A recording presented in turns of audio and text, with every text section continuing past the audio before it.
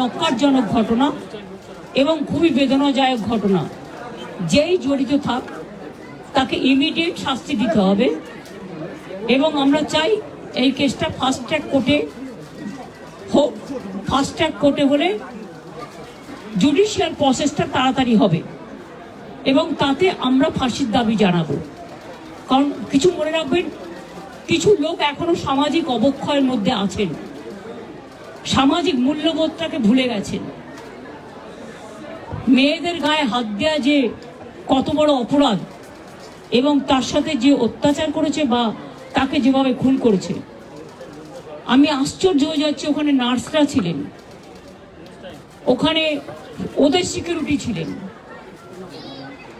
সবাই ছিল, কিন্তু কি করে ঘটনা ঘটলো এটা এখনো আমি ঠিক বুঝতে পারছি না। পুলিশকে আমি বলেছি, বাবা মাও যেটা আমাকে বলেছেন যে ওদের ভেতরেই কেউ আছে। যদি ভেতরে কেউ থাকে, কারো প্রতি সন্দেহ হয়, যারা ছিল, যারা ওর বন্ধু বান্ধব, তাদেরকে সবাইকে ডেকে কথা বলবে এবং যিনি ফোন করেছিলেন প্রথম বাড়িতে তাকেও ডেকে কথা বলবে। আজকে প্রিন্সিপাল নিজে রেজিগনেশন করে দিয়েছিলেন, বলছিলেন যে আমার বাড়িতেও তো বাচ্চারা আছে, যেভাবে আমাকে গালিগালাজ করা হচ্ছে। তা আমরা তাকে বুঝিয়ে বলেছি, ঠিক আছে আপনাকে ওখানে কাজ করতে হবে না, আমরা ওনাকে সরিয়েছি অন্য জায়গায়। আমরা ওখানে MSVP-কেও সরিয়ে দিয়েছি ডিউ টু নেগলিজেন্স। আমরা হাসপাতাল থেকে হেড অফ দ্য ডিপার্টমেন্ট, যে চেস ডিপার্টমেন্ট, তাকেও সরিয়ে দিয়েছি এবং পুলিশ পোস্টে যে ACP ছিলেন তাকেও সরিয়ে দিয়েছি। সবাইকেই সরানো হয়েছে এবং ডগ স্কোয়াড থেকে শুরু করে, ভিডিও থেকে শুরু করে, ফরেন্সিক ডিপার্টমেন্ট থেকে শুরু করে সবাইকেই ইনভলভ করা হয়েছে যাতে খুনি গ্রেপ্তার হয় এবং দোষীরা শাস্তি পায়। এবং আমি চাই পুলিশ যত তাড়াতাড়ি সম্ভব দোষীদের গ্রেপ্তার করবে। আর রবিবার পর্যন্ত যদি তারা কুল কিনারা করতে না পারেন, কারণ ভেতরেও তো অনেকে আছে, তাহলে এই কেসটা আমরা আমাদের হাতে রাখবো না, আমরা CBI-কে দিয়ে দেবো। তার কারণ হচ্ছে আমার এতে কোনো পাওয়ার লেনা দেনা কিছু নেই, আমি প্রথম দিন থেকেই বলছি। কিন্তু ওদের সাকসেস রেট খুব কম। তাপসী মালিককে যখন খুন করে হত্যা করা হয়, ধর্ষণ করে, আজ পর্যন্ত বিচার হয়নি।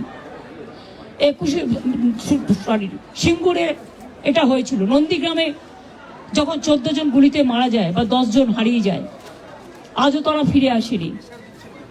এই কেসগুলো সব CBI-এর হাতে ছিল, রিজার্ভের কেসও ছিল, একটা কেসেরও বিচার হয়নি।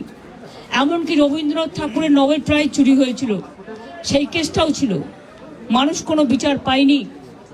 কিন্তু তবু মানুষের স্যাটিসফ্যাকশনের জন্য যদি কেউ ভাবতে পারে যে পুলিশ ঠিক মতো করতে পারছে না, যদিও Calcutta police is the best police in the world, তাদের তদন্তের যে সিস্টেমটা এবং সবচেয়ে ভালো অফিসারকে লাগানো হয়েছে সমস্ত কিছু দিয়ে। আমরা রোববার পর্যন্ত সবাইকে ডাকবো, আমাদের পুলিশ ডাকবে, এটা বিনীত বলবে, আমি বিনীতকে বলতে আহ্বান জানাচ্ছি। আমরা অলরেডি যে ইনভেস্টিগেশন প্রসেসের মধ্যে যারা যারা ওই পিওর কাছাকাছি ছিলেন, কোনো ধরনের কোনো কানেকশন আছে, ইনভলভমেন্ট আছে, প্রত্যেকটা লোককেই ডাকা হচ্ছে এবং ডাকা হবে যদি কারো না ডাকা হয়ে থাকে।